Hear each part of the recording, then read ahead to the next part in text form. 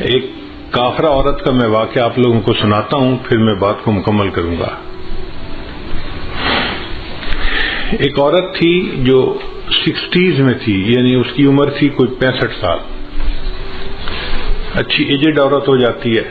وہ ریٹائر ہوئی تو اس کو $4-5 لاکھ پروویڈنٹ فنڈ ملا، بینیفٹس ملے جو ریٹائرمنٹ کے ہوتے ہیں، اور وہ اپنی ریٹائرمنٹ لائف گزار رہی تھی۔ بڑی گاڑی اس نے رکھی ہوئی تھی، 4 ویلر ڈرائیو۔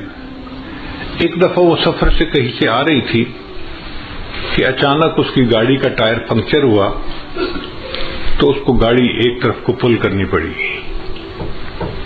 اب وہ گاڑی سے باہر نکلی، اس نے دیکھا کہ ٹائر پنکچر ہو گیا ہے تو ٹائر بدلنا پڑے گا، لیکن بڑی گاڑی کا ٹائر وزنی بھی ہوتا ہے اور اکیلے بندے کا اس کو ریپلیس کرنا مشکل بھی ہوتا ہے۔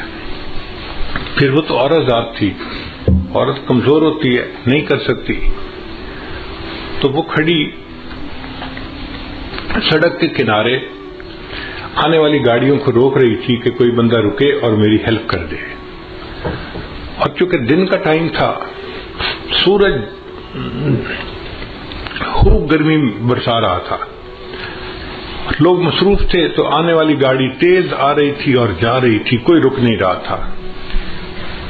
گڈ 1 آور اس عورت کو دھوپ کے اندر کھڑا ہونا پڑا۔ اب 1 گھنٹہ دھوپ میں کھڑا ہونے کی وجہ سے اس کو پسینہ بھی آیا ہوا، اور اس کی جلد جو تھی وہ ایسے سرخ ہو گئی جیسے جلد جل جاتی ہے گرمی کی وجہ سے۔ برا حال گرمی سے اس کا، اور کوئی اس کی مدد کے لیے رک نہیں رہا، تو پریشان بھی بڑی تھی۔ بڑی دیر کے بعد ایک لڑکا تھا جس کی عمر 30s میں تھی، یعنی 30-32 سال اس کی عمر تھی لڑکے کی۔ اس نے گاڑی کو روکا اور اس نے پوچھا کہ آپ نے مجھے کیوں روکا ہے؟ اس نے مجھے آپ کی ہیلپ چاہیے، آپ میرا ٹائر بدلوانے میں مدد کر دیں تو میں بھی چل پڑوں گی۔ لڑکے نے گاڑی روکی، باہر آیا، اس نے عورت کو دیکھا کہ بھئی اس کو اتنا پسینہ آیا ہوا ہے اور دھوپ میں کھڑے رہنے کی وجہ سے حالت اس کی بری ہوئی ہے،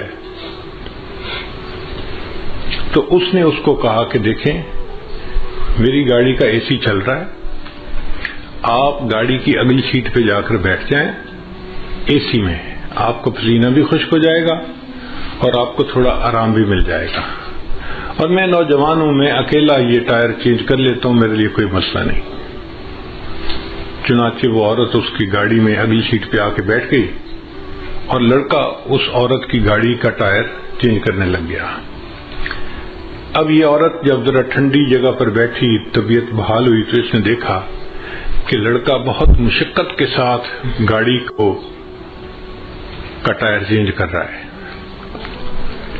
تو اس کے دل میں احساس ہوا کہ یہ نوجوان بچہ ہے اور اس نے میری خاطر اتنی تکلیف اٹھائی، مجھے آرام دیا اور خود اکیلے تکلیف اٹھائی۔ یہ مجھے بھی کہہ سکتا تھا کہ مجھے ہیلپ کرو تو میں ہیلپ کرتی، مجھے اس نے ایئر کنڈیشن جگہ پہ بٹھا دیا اور خود دھوپ میں لگا ہوا ہے کام کرنے۔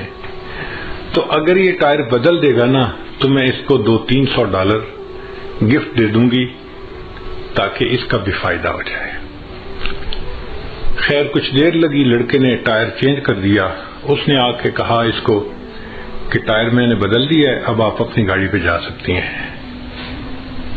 اس عورت نے $200-300 جیب سے نکالے اور لڑکے کو آ کے یہ میری طرف سے گفٹ لے لو۔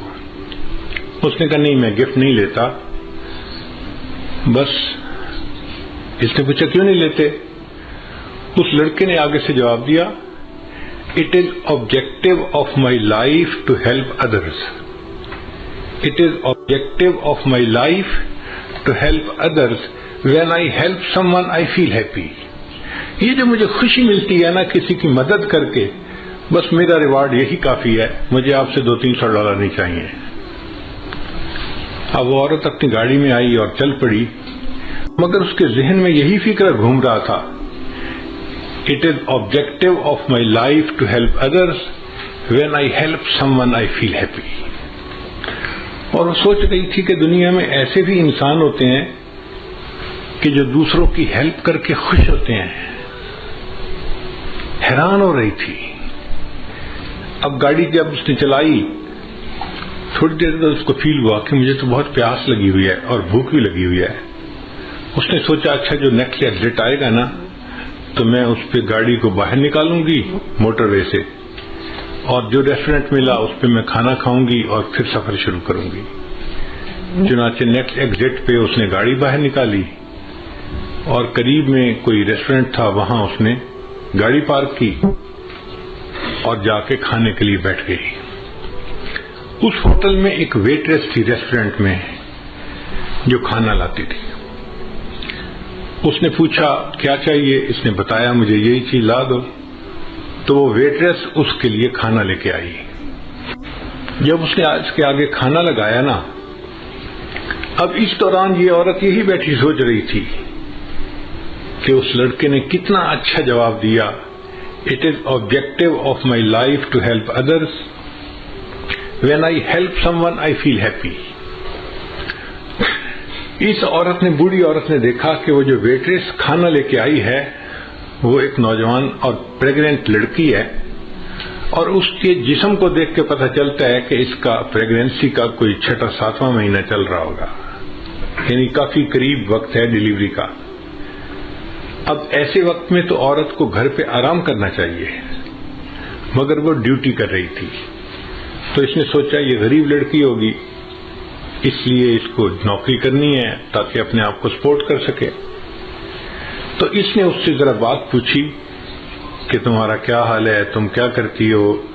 اس نے بتایا کہ میں شادی شدہ ہوں اور میں پریگننٹ ہوں اور میرا 7واں مہینہ لگا ہوا ہے اور 2 مہینے کے بعد ڈیلیوری ہے, مگر یہاں پہ جو ہاسپٹل ہے نا اچھا وہ بہت مہنگا ہے, اور میں اور میرے ہسبینڈ ہم دونوں چاہتے ہیں کہ بچے کی ڈیلیوری وہاں پہ ہو, مگر اس کی فیس ہم نہیں دے سکتے. تو ہم میاں بیوی نے آپس میں مشورہ کیا, کچھ پیسے میرا ہسبینڈ جمع کرے گا اور کچھ پیسے میں جمع کروں گی, اور مل کے ہم اس فیس کو ادا کریں گے. اب چونکہ میں نے پیسے جمع کرنے ہیں تو میں اس وقت چھٹی نہیں لے سکتی, مجھے اس پریگننسی کے باوجود ڈیوٹی کرنی ہے. میں تکلیف اٹھا رہی ہوں مگر میں ڈیوٹی کر رہی ہوں.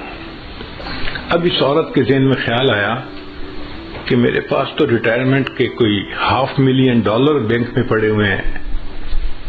اب $500,000 فالتو پڑے ہیں, اگر میں اس لڑکی کو اس کے ڈیلیوری کے اس کی فیس دے بھی دوں تو مجھے کوئی فرق نہیں پڑتا, مگر اس کے لیے آسانی ہو جائے گی اور یہ بچی اپنے گھر پہ آرام کرے گی. اس نے اس سے پوچھا کہ ہاسپٹل کی فیس کتنی ہے. اس نے کہا جی $5,000. اس نے $5,000 کا چیک لکھا اور ایک لفافے میں ڈال کے نا کھانا کھانے کے بعد اس ویٹریس کو ٹپ دی اور کہا کہ یہ میری طرف سے گفٹ ہے, لیکن اس کو آپ نے یہاں نہیں کھولنا, گھر جا کے کھولنا ہے. اس نے جیب میں ڈال لیا, ٹھیک ہے میں گھر جا کے کھولوں گی. اب یہ بوڑھی عمر کی عورت اپنے گھر واپس آ گئی اور وہ نوجوان ویٹریس جو تھی وہ اپنے گھر گئی ڈیوٹی کے بعد. جب گھر گئی تو اس کا ہسبینڈ جو تھا وہ ایک بزنس ٹرپ پہ گیا ہوا تھا دوسرے شہر, اور وہ واپس آ چکا تھا. چنانچہ اس ویٹریس نے اپنے گھر میں کھانا لگایا اور خاوند کے ساتھ بیٹھ کے کھانا کھانے لگی. اب کھانے کے دوران دونوں میاں بیوی آپس میں ڈسکس کرنے لگے کہ کتنا ٹائم رہ گیا بچے کی ڈیلیوری کا. اس نے بتایا کہ الٹرا ساؤنڈ کرنے والی ڈاکٹر نے اس تاریخ کو بچے کی ڈیلیوری کا ٹائم بتایا ہے.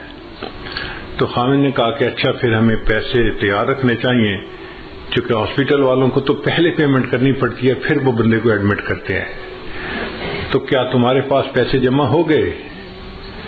لڑکی نے کہا ہاں میرے پاس بھی کچھ پیسے جمع ہو گئے ہیں, تو میں بھی کنٹریبیوٹ کروں گی, آپ بھی کریں گے اور ہم دونوں مل کے بل پے کر دیں گے. اس دوران اس لڑکی کو خیال آیا کہ آج ایک عورت کھانا کھانے آئی تھی اور اس نے مجھے گفٹ بھی دیا تھا. تو اس نے اپنے ہسبینڈ کو بتایا کہ آج ایک عورت نے مجھے گفٹ دیا تھا. اس نے پوچھا کیا گفٹ دیا تھا؟ اس نے کہا پتہ نہیں, وہ لفافہ جیب میں ہے کپڑے میں. اس نے کہا لے آؤ. تو نوجوان لڑکی گئی اور جیب سے وہ لفافہ لے کے آئی اور اس نے اپنے خاوند کو پکڑا دیا. اب جب خاوند نے اس لفافے کو کھولا تو اس کے اندر $5,000 کا ایک چیک تھا. اب نوکری پیشہ بننے کے لیے یہ ایک بگ اماؤنٹ ہوتی ہے. امریکہ میں $5,000 گفٹ مل جائے لوگ تصور بھی نہیں کر سکتے. تو وہ لڑکا حیران ہو گیا کہ اچھا اس عورت نے تمہیں $5,000 یعنی فل پیمنٹ جو تھی کیس کی وہ پل گفٹ کر دی. تو لڑکی نے کہا جی ہاں اس نے یہ گفٹ دیا ہے. تو لڑکے نے جب وہ چیک پڑھا نا تو اس چیک کے ساتھ ایک چھوٹی سی چٹ بھی لکھی ہوئی تھی اور اس چٹ کے اوپر لکھا ہوا تھا It is objective of my life to help others. When I help someone, I feel happy. تو لڑکے نے وہ فقرہ پڑھا. یہ وہ لڑکا تھا جس نے اس عورت کے ٹائر کو چینج کیا تھا. اس نے اس عورت کی ہیلپ کی تھی اللہ کی خاطر اور اللہ نے اس عورت کے دل میں ڈالا. اس نے اس کی بیوی کو $5,000 کا چیک دے کے اس کو ہیلپ کر دیا تھا. What goes around comes around. ہم دوسروں کے ساتھ خیر خواہی کریں گے تو اس کے بدلے اللہ ہمارے ساتھ خیر خواہی کا معاملہ فرمائیں گے. خیر خواہ بندے کے ساتھ ہمیشہ خیر خواہی ہوتی ہے کیونکہ اللہ اس کے ساتھ خیر خواہی کرتا ہے, کوئی اس کی بدخواہی کر ہی نہیں سکتا. اس لیے ہم انکنڈیشنل خیر خواہی کریں دوسروں کے ساتھ. ہمیں اس میں یہ نہ توقع کہ جی وہ تو ہمارے ساتھ خیر خواہی نہیں کرتا ہم کیوں کریں. بھئی وہ کرتا ہے یا نہیں کرتا, ہم تو کریں نا. جب ہم کریں گے تو اللہ تعالیٰ اس کے بدلے ہمارے ساتھ بھی خیر خواہی کا معاملہ فرما دیں گے.